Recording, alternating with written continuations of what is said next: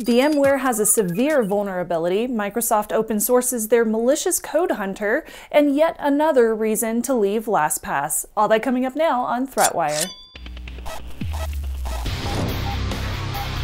Greetings! I am Shannon Morse and this is ThreatWire for March 2nd, 2021. This is your summary of the threats to our security, privacy, and internet freedom. We have a bunch of security news happening this week, so let's get right into it. On to the news. VMware released a patch on the 23rd of last month addressing a major vulnerability in their vCenter platform. This is a very popular server that's commonly deployed for enterprises for management.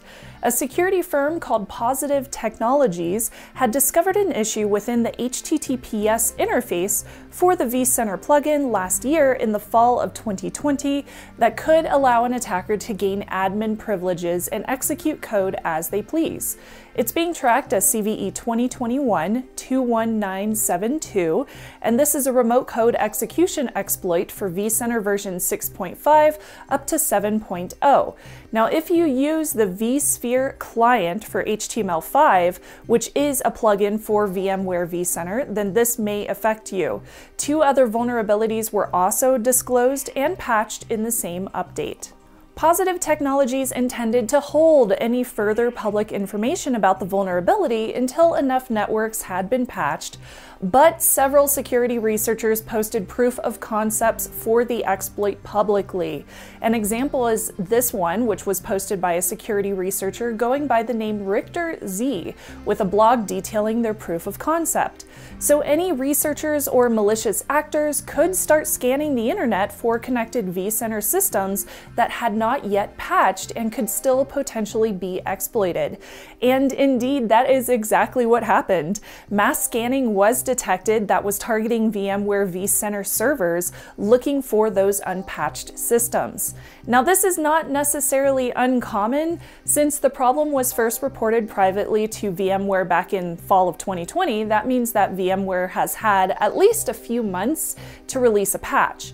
And after patch details are posted, proof of concept exploits are sometimes released for vulnerabilities once other security researchers find out about this. The exploit only requires one line of curl request, and if a malicious actor had access to port 443, they could gain access to the network and execute commands. The issue is due to the vRealize Operations plugin not requiring authentication and being installed by default. Querying Shodan, which is used to search the internet for connected devices, it's pretty cool actually, they show over 6,700 VMware servers are still vulnerable to attack. Now, due to the proof of concept posted, Positive Technologies did decide to post an in-depth analysis of this vulnerability so that other administrators can learn more. VMware offered up the patch as well as a workaround in case users can't install the patch immediately. This includes setting the vRealize plugin to incompatible, and future remediation includes not exposing vCenter to the internet or using a VPN instead. Last week, cybersecurity professionals met with the federal government to discuss the SolarWinds hack and how they could prevent it from happening again. The Senate Select Committee on Intelligence had a hearing in which many questions came up and remain unanswered to this day. So, for example, the full analysis of how attackers got into SolarWinds, who was behind it and why. We have an idea of who was behind it, but we don't have a confirmation.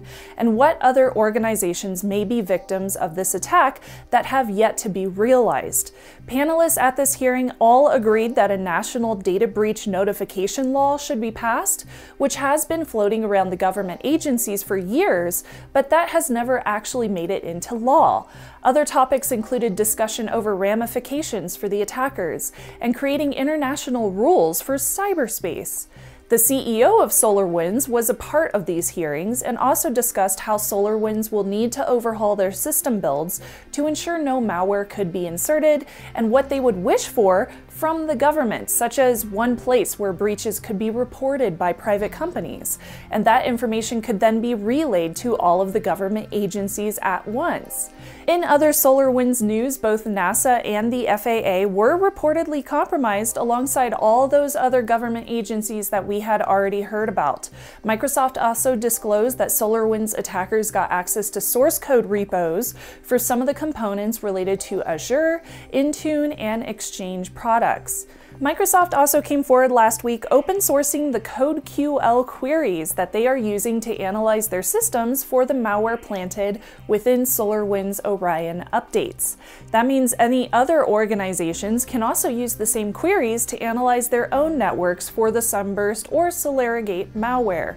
Now, CodeQL queries are used to analyze source code for compromises or patterns associated with the malware, which is likely how they determine the access to Azure, Exchange, and Intune. It's a semantic code analysis engine that developers can use to check for specific behaviors and functionality within the code. CodeQL queries are automated, and they can sometimes be triggered by false positives, so reviewing any of the flags is still going to be crucial in finding links to the SolarWinds hack. But open sourcing this tool can help speed up the process for other companies. I wanted to give a big shout out to my Hush Puppy Perk level patrons for sharing their fur baby photos and for the support, and a big shout out to Bill B, Matt Will Go, Uber Archangel, Alex N, Dylan M, Oscar, Mike W, Sky Watermelon, and Robert E for joining the ThreatWire Alliance, and as always for supporting the show. We are a step closer to a new audio podcast. I am so excited. I can't wait to start an audio podcast. It's going to be so cool. The Alliance also chose this story in the weekly ThreatWire story poll. According to security researcher Mike Cuquette's, 7 trackers are embedded within the LastPass Android app, and they should not be necessarily there. Cuquette's analyzed a report done by Exodus, which is a hacktivist group whose goal is to help people get a better understanding of Android application tracking issues.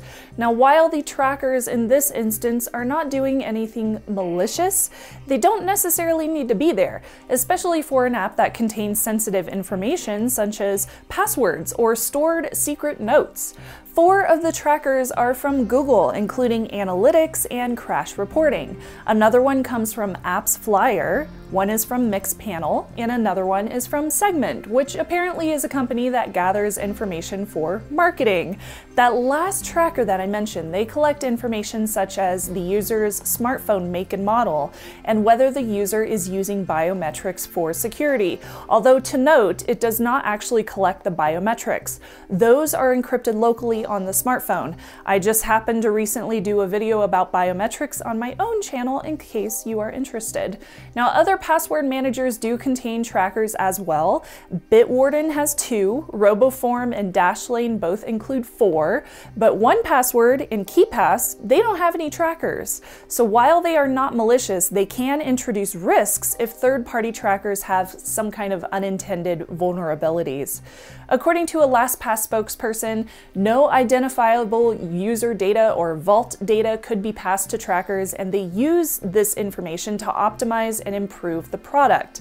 You can opt out of the trackers by using LastPass's web interface, just the web interface, and going over to Account Settings, Show Advanced Settings, which is this little white button at the bottom of the pop-up window next to Update, which is in red, and then you go over to Privacy, where you can uncheck the option to help improve LastPass. Now, given the recent news that LastPass is severely limiting the capabilities of their free offering, this could be yet another reason why users may want to join the mass exodus from this manager, export their data, and import it into another password manager.